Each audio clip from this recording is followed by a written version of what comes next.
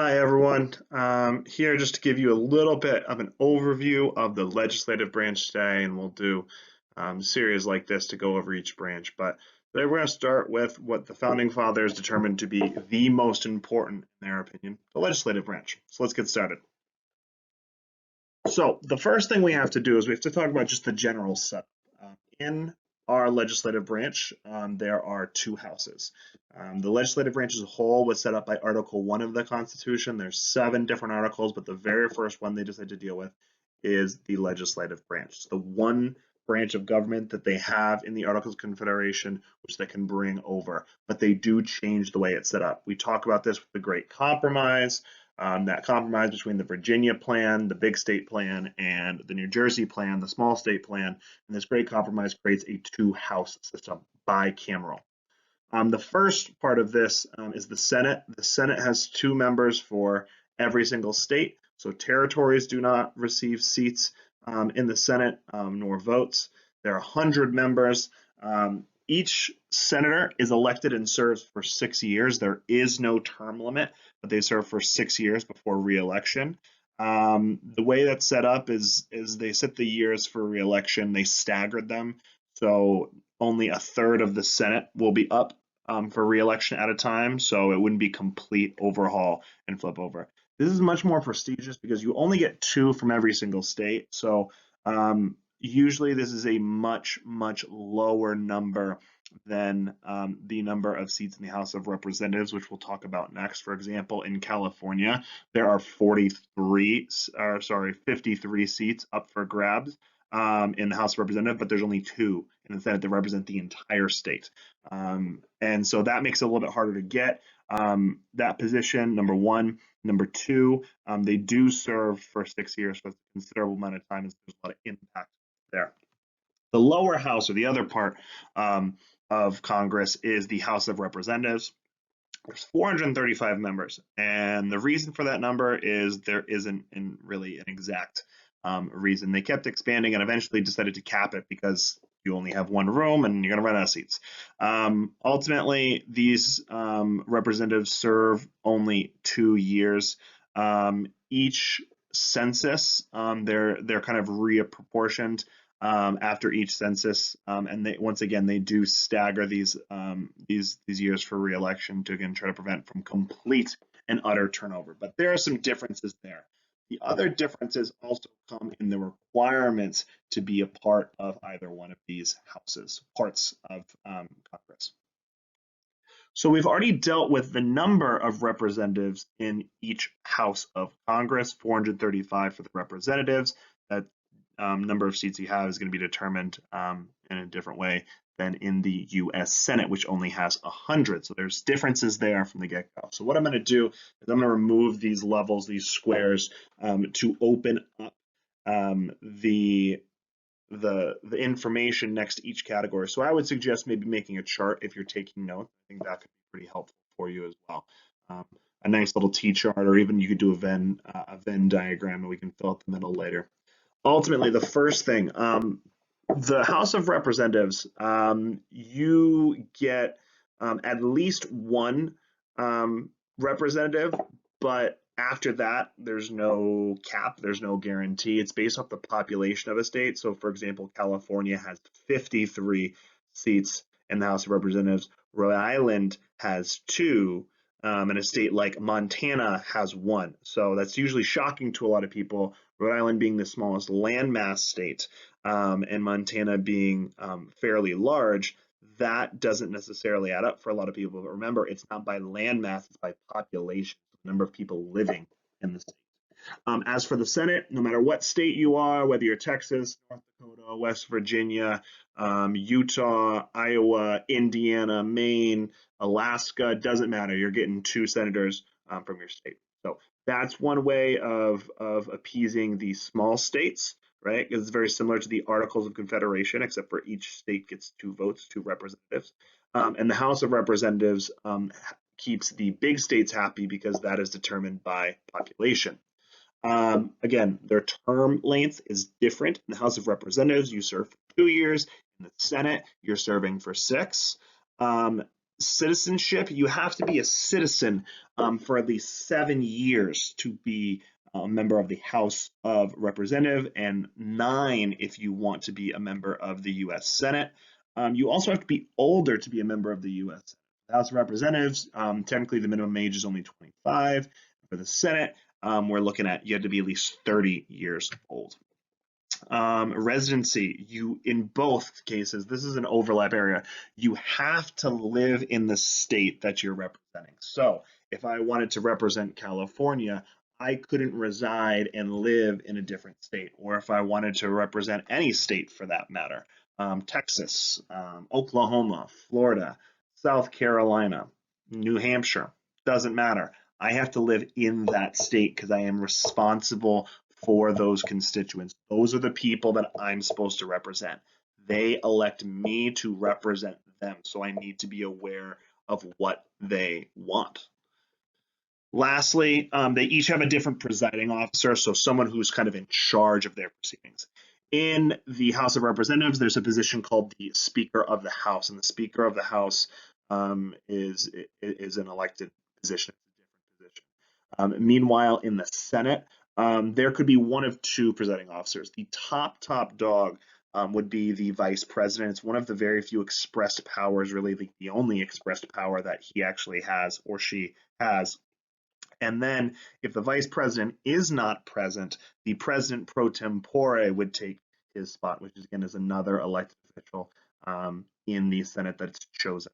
In both cases, there'll be the majority leader of their party that's taking on that role. So currently, in the beginning of 2020, the House of Representatives is dominated by the Democrats. They hold a majority, so the Speaker of the House is a Democrat, and the Senate has a majority controlled by the Republicans, so the president pro tempore would be a Republican. So all of that is stuff that you can get in a chart and you can get some basic information on, but what do they actually do? The purpose of the legislative branch is to make laws. So those L's go together, or make legislature, which is another form for a law. They've got a lot of different powers, and there are some powers that they share, right? The ability to collect taxes, raise and maintain an army, allows territories as states to come into the Union, which is a bigger problem in the 1800s, or thing that's settled, brought from the Articles of Confederation. Controlling of national lands, what do we do with them? What do we use them for? Interstate trade, so trade amongst states, and then naturalizing citizens, declaring war, and again, control making of currency. So there's a lot of these things that are broader, big picture stuff that resides solely in the power of the federal government. So there are different presiding officers in the Senate. The top level would be the vice president. So in this case, the current vice president, at the time they're making this video, is Mike Pence. So the vice president, that's one of his positions that he does fill. Doesn't have the ability to speak or debate in any of these discussions. He's just there to sort of watch over. The only time that he actually has a role is if there's a tie. And that is the only time he really gets involved at all. That's the only time he's allowed to get involved. When the president of the Senate, the vice president, isn't available or isn't there, what happens is the president pro tempore takes over. The president pro tempore, right, and you can see that word like temporary, right, in the root of that Latin word. These people are in the Senate. They're elected by the Senate from the majority party. So they're the people that take charge of everything while the vice president is not at these meetings, because he can't be there at every single meeting. Currently, it's a man by the name of Chuck Grassley. He's a Republican because the Republicans are a majority party in the Senate, and he is from Iowa. So there are these formalities of who kind of takes control to lead these things, usher in kind of how everything is being run. In the Senate, that's how it's done. Now, the Senate and the House of Representatives have different powers. They have different roles. In the Senate, for example, one of their special powers that they have over the House, because these powers are split inside Congress, is they have the ability to confirm presidential appointments. One of the more famous ones in recent memory was The confirmation of Brett Kavanaugh to the Supreme Court, extremely controversial. The Republicans blocked Obama at the end of his administration from filling that final Supreme Court seat, and the Republicans were able to hold Obama off to the end of his term. Trump came to office, and he was able to get Justice Brett Kavanaugh actually confirmed. That was his appointment. He doesn't get to choose if Congress shoots him down. He can pick another choice, but picked a different choice, and that was Republican, more Republican leaning Brett Kavanaugh. Other things they can do, they can make treaties or reject treaties with foreign nations. So they don't actually, I misspoke there a second ago, but they don't actually make the treaties. So for example, a great example you're going to see in this local cartoon is Woodrow Wilson, the president during World War One. After World War One, he went overseas and helped try to craft a peace negotiation for ending World War One, called at the Paris Peace Conference, called the Treaty of Versailles. And although he agreed to a lot of things going on, it didn't actually take effect. He brought it back to the United States, brought it to Congress, and Congress actually shut it down. They rejected it. And because they rejected it, America never actually signed that peace negotiation that France and England and Italy signed with Germany. They're also the jury for impeachment. So they don't get to decide, are they going to impeach the president or the public official or not? What they get to decide is if there is an impeachment charge that's brought up, are they innocent or are they guilty? They look over evidence, they set the ground rules, and then they actually decide. And in the most recent case, they acquitted Trump on both accounts. Now, that's going to take a 2/3 vote, which is an overwhelming majority, but it's still an example of a special privilege, special power. The last kind of special thing that they have that they're kind of known for is if in a situation, and this is added by an amendment, 12th Amendment, if in the event that there is no majority in the Electoral College, so you have to win at least any number over 50%. So even if that's 50.0000000000001%, you win. So today, that number is around 270. You need 270 or above to win the presidency. For example, in this case, this comes as a result of the election of 1800. There's actually a tie, 73 to 73. They don't, neither of them win a majority. They each have 50%. So there's tied. This eventually causes the 12th Amendment to go into play, actually be approved and added to the Constitution. And a great example of it not long after, just 2.5 decades later, is the election of 1824. So if you look at this map, there's a bunch of different colors everywhere. There's one person that gets more votes than anybody else. That's going to be Andrew Jackson, the guy represented by green. But he does not get 50% of the Electoral College votes, over 50%. So if you notice this little slice of the pie here, if you go straight down, this would be 50%. We need a little bit over it. He's missing a chunk right here. And so they don't ultimately decide who the president is going to be. They pick the vice president. So it's up to them to choose. The House will have the other privilege. So now on to the House of Representatives. Currently, the Speaker of the House is Nancy Pelosi. She's a Democrat from California. That name may sound familiar from the impeachment trial. She gained a lot of fame. And then also right after with the State of the Union address right before the actual voting, that she ripped up Trump's speech. So she and the president have gone back and forth quite frequently.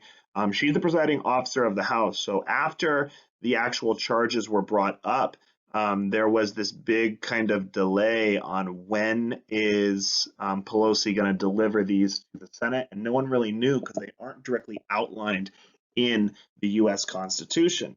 So there's a lot of kind of back and forth here. There's a little bit of a wiggle room, little gray area, but a lot of her main jobs, she acknowledges the speaker. So she says basically whose turn it is to speak right now. She'll actually sign the bills and send them either to the other house, or in this case, it could be sending them up to the president's office. She appoints committees. She calls for a vote. So she's kind of that instructional organizer. And that's why she becomes the head of the Speaker of the House. Now, the House of Reps has their own special powers, and there's a reason for some of these. For an example, we can look at this taxation. All of the bills that deal with money, revenue, or in short, taxes, originate in the House of Representatives. And the reason for that is this is the group that's supposed to represent the population, right? It's the seats are given based on population as a result of the census. So this should represent the masses, right? It's not an even representative state by state, and that's purposeful. So what the people want, right? And it's all the way back to the American Revolution. You could also look at their roles. Very famous recently, the House of Representatives gets to bring up impeachment charges. So impeachment is charging an elected official with a crime. So they get to actually charge those. And there were two charges that they brought up. One was obstruction of Congress, and then another one was abuse of power. Both of those charges Trump was acquitted of, but they didn't get to vote on it. After it was passed, both of them, they were sent to the Senate, and the Senate then got to decide. Lastly, if there is no majority in the Electoral College, the House of Representatives gets then to choose the president. They take a vote. Now, this is also from the 12th Amendment coming from the election of 1800. But again, if you look here at this chart again, Andrew Jackson gets 38% of the Electoral College vote. Now, you would assume he would win this election, but in fact, he doesn't. The House of Representatives chooses instead John Quincy Adams, who only gets 32%. And if you'll notice on this map represented in pink, he only gets this region up here in the Northeast, New England plus New York. So it's not always going to go to the largest go-getter. It could determine who is currently sitting and making these decisions in Congress, but this is a precedent that's set up. Once again, they don't get to decide the results of the election entirely. One gets to pick the president, one gets to pick the vice president, because again, that vice president would sit over the Senate. That's why the Senate gets to. And the president is supposed to be representative of the entire masses, which is why the House of Representatives gets to choose that matter. So inside Congress, you can get a lot deeper, and we're just going to look at the surface level today. We may get into more depth in the future, but there's a lot of different roles that you can fill. You don't just sit there and vote on those particular issues that are brought to the Senate floor just for those bills. There's a lot of other things you can do. For example, you can serve on special committees. There are certain types of committees. There's many different types. We're only going to talk about 3 today. There's standing committees, which basically any bill that's brought up has to go through these committees, and they're meant to sift through to see what are the most viable, what are the biggest concerns with some of them, which ones aren't. So you have specialists dealing with these specific committees, and only these at that time, because not everyone can be an expert on everything. So it helps to have these, because they're standing means they're always there. There are standing committees on finance, on agriculture, on Veterans Affairs, just to name a few. You have other types of committees called select committees. They're sped up for a very specific purpose and usually only a limited amount of time. One example might be HUAC, which is the House of Un-American Activities. If you remember back to like post-World War II era, 1950s era, we're talking about that hunt for communists in the United States led by Senator Joseph McCarthy. That's one great example. Or investigating the Watergate scandal, or even the Iran-Contra scandal, different systems that are set up just for that time to investigate those particular issues. And lastly, you could be part of a joint committee as well, which is where it's a mixed up member of both houses. So senators and representatives together working on different issues. There are usually very few of them going on, but they sometimes can be brought up for a specific thing, or could be a hearing, not necessarily a actual committee, but hearing. There are different kind of functions of these both, whether there's one on China and monitoring them being a major threat to the United States. That's been around since the earlier 2000 teens, maybe following economic rules or even humanitarian rules. And then there's even one for Europe and things like an economic joint council, or one for the library, as in the Library of Congress, and all of those things. So there are different functions for each of these, but you can serve in many specialized fashions. You're not just there sitting and voting on bills. You do a lot of other active role in different sort of subcommittees for you to really take action in. The last thing that we really deal with, and one thing that's pretty prominent, are bills in the legislature. Bills are proposed laws. They're laws that have yet to be passed, or maybe drafts of laws as they're going through both houses. They're presented to either house, and then either house will vote on them. Depending on what type of law they are or bill they are, depends on where they're going to start. They vote on them. If they make changes based on what the other house voted on and is sent to them, then they can make those changes and vote on it, and they'll have to send it back. So say something starts in the House of Representatives, they vote on a certain bill, Bill A, and it goes over to the other side, and say Bill A deals with times school starts. And they could say that on every school district across the country that school can't start before 9 a.m. And then this bill will say it can start before 9 a.m. on Tuesday, Wednesdays, and Thursdays. They pass this brand new bill, and then they send it back to the House. And so it'll go back and forth until they agree on the same version, or eventually it doesn't pass and it dies out. If they do pass the same version, it eventually goes up to the president's desk, who can choose to either sign it or veto it. Now, of bills, there are two different types. There are public bills that are things that apply to the entire nation as a whole. For example, like taxes apply to everyone. Or there are some that are called private bills. Not that they're done in secret, but they only apply to certain people rather than the entire country. So, for example, the citizenship of an individual is decided in Congress, and that is something that would be considered a private bill. This is just a good little graphic, and we'll talk about this in depth in the future about the actual path and how this really goes through the Senate and the House. But just understand that it is very complicated. It's not very simple of just voting yay or nay, yes or no, but there'll be a lot more developments that come into this.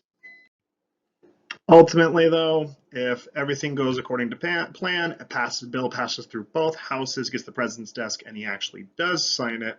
As you can see down here is this ultimate path. Then our little bill turns into a law. So there you go. We'll talk about this issue more so in the future, or this process, but this is just a good introduction for now. So a really, really good tool for you if you want to understand greater depth in this subject matter is the Schoolhouse rock song and video, I'm Just a Bill. It really hits at a lot of these key points that you can use to help you get a little bit of deeper understanding on this subject matter as we start going into it in more and more depth. The last thing that we can really think about are just some closing thoughts, just general questions, right? The major purpose or the role of the legislative branch is to make laws, to make legislature. That's the entire purpose of it. So really understanding that, it really is the essence of understanding the entirety of what they do. Number two, what article of the Constitution outlines the roles of Congress? Number one, it's the most important. It's the one thing that they really take over from the articles, but they expand upon it in a different way. So Article 1. And lastly, the differences between the House of Representatives and the Senate. There's various different things all the way down to their powers, but even the number of people that serve in each body, the House of Representatives, 435, the Senate, 100. How is it determined? House of Representative by population with a minimum of at least one. There is no cap. And then the Senate is 2 from every single state. No more, no less, just flat line. Then you talk about how long they serve. The Senate serves for 6 years, the Representatives. When we're talking about how old they have to be, how long they have to be a citizen, those numbers are different as well. And it really just shows how many more restrictions are put on the Senate. It's a much more powerful body they're dealing with, kind of that bigger picture. It's a much more prestigious role when you're talking about comparing just the two. Now, they're both very important roles in our society, but the Senate is probably held a little bit higher. There's a lot of little nuances about how bills are passed, or what powers each of them have. But at the end of the day, really understanding the core of those differences is what's really important. Other than that, we'll come back with another video for the future. If you have any questions, you can drop some comments down below.